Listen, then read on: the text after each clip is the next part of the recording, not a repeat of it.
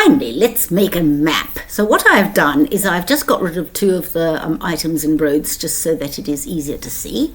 And right down at the bottom here, you'll see two little things. So click on this one and it'll come up with a layout.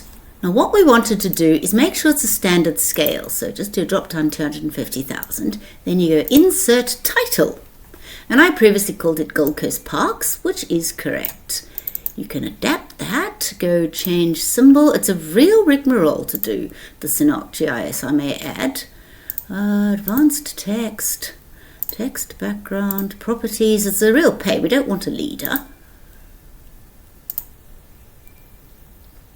So get rid of all of that. Border, let's make the fill color white. It's a bit of a schlep to do this. But never mind, we'll just do it this way.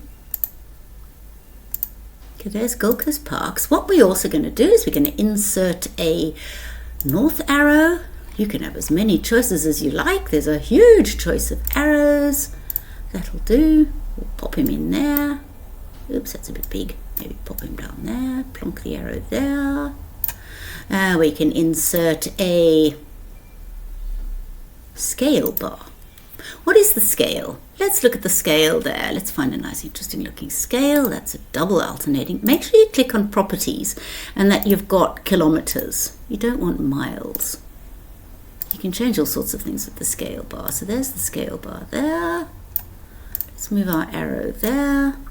Don't really like that arrow, but never mind. What we can do is click on both two and right click on them and you can go align, and you can align bottoms so it makes it really nice and neat.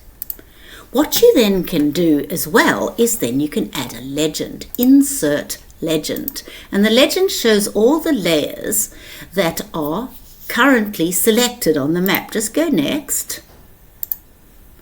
What I want to do particularly for the legend is make it white. You can put a line around it as well. Finish. It'll create the legend, probably in an inconvenient place. Drag it wherever you want to drag it. But what you can do there is you can then adapt your legend. And you can see there it's got there. So I can, if I change the names there, you can change what's in the legend. So I could call it SEQLGA and I can just call it Local Government Authority. And it'll call it there. There is, oops, didn't want to do that. Or I can say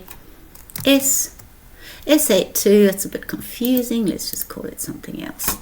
SA2 boundaries. And we can also call it recreation areas. Let's just call them recreation areas. So let's just call them recreation areas.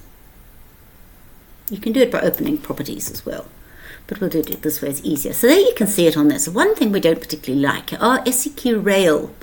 I don't really want the one after it. We'll get rid of the one. Now this isn't actually doing anything to the file, it's just changing the name of it in the display. But also in the legend, if you double click it, I don't like the way the roads is, so I can double click roads and it'll come there. Do I want the layer name, which is roads 1? Do I want the labels or I want the heading? I don't really actually want the layer name. So I'm going to go OK. I'm going to go OK. So you see it just says road type. And then I save. Saving is a very